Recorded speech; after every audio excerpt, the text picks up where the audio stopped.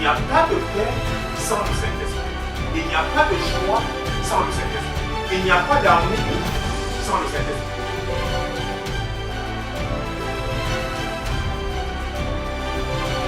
Donc, entre parenthèses, on peut avoir l'amour. Parce que c'est une sémence. Mais il doit mûrir.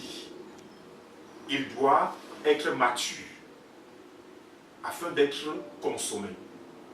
J'ai pris l'exemple pour qu'on se comprenne très bien. Si l'amour n'est pas mûr, on ne peut pas consommer cet amour. Si le fruit n'est pas mûr, on ne peut pas consommer cet amour. Ce fruit, pardon. Ça veut dire quoi?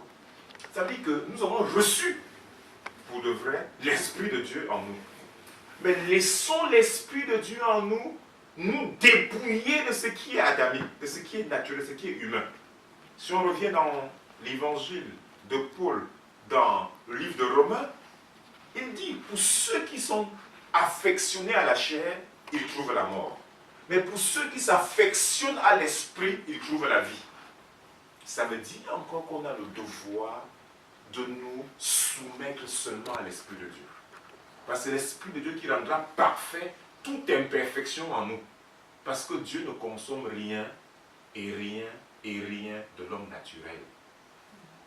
Et l'apôtre Paul dit dans Philippiens 3, verset 3, que les véritables serviteurs de Dieu, les véritables circoncis, les véritables disciples du Seigneur, c'est ceux qui servent le Seigneur par son esprit. Imaginez-vous un homme qui veut manifester la joie sans l'esprit. Il ne peut pas manifester la joie sans l'esprit. Parce qu'on a vu que le fruit de l'esprit, c'est l'amour, c'est la joie, c'est la paix. Donc il n'y a pas de paix sans le Saint-Esprit. Il n'y a pas de joie sans le Saint-Esprit. Il n'y a pas d'amour sans le Saint-Esprit. Il n'y a pas de patience sans le Saint-Esprit. Il n'y a pas de bonté sans le Saint-Esprit. Imaginez-vous cette personne. Je parle du Saint-Esprit. C'est une personne.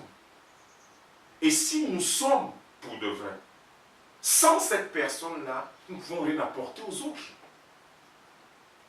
Et Dieu veut faire connaître son amour aux hommes dans ce monde-ci au travers de nous.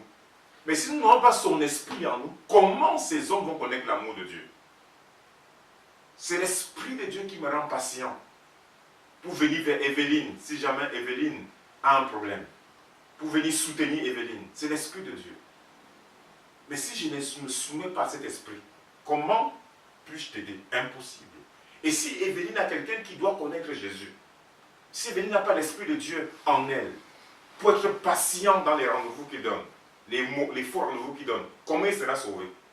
Il ne sera pas sauvé parce que tu vas être impatiente et l'abandonner. 5-4 rendez-vous, tu l'as lâché et il n'a plus cette grâce d'écouter l'évangile par ta personne, il va se perdre. Mais si l'Esprit de Dieu t'habite, c'est la patience, c'est l'amour, c'est la tempérance, ce qu'on a vu, il va être sauvé. Parce que tu vas prier pour lui, tu vas jeûner pour lui, tu ne vas pas l'importuner, comme on dit vulgairement, mais tu vas persévérer pour sa conversion. Mais s'il n'y a pas l'Esprit, tu vas 2-4 rendez-vous, il t'a lâché, il t'a plaqué, tu vas l'abandonner. Donc ce n'est que par l'Esprit de Dieu que nous pouvons aller vers les âmes, que nous pouvons patienter, que nous pouvons persévérer, que nous pouvons prier pour eux. Jusqu'à ce que Dieu ouvre leurs yeux sur l'œuvre de la croix, sur l'œuvre du salut de Dieu, sur l'œuvre accomplie par l'Esprit de Dieu au travers de Christ, dans le croix de Golgotha et dans le tombeau également. Mais nous devrons, dans la vérité, être affectionnés, attachés à l'Esprit. Parce qu'il veut parfaitement il veut nous parfaire. Il veut nous dépouiller des connaissances, des paradigmes que nous avons eu par le passé, qui nous a comme empêchés d'aller plus loin avec l'œuvre de Dieu. Parce que Dieu veut nous utiliser tous en tant que ses enfants. Parce que les véritables fils de Dieu, par l'Esprit de Dieu, le monde entier attend leur révélation. Le monde entier soupire après la révélation des fils de Dieu que nous sommes.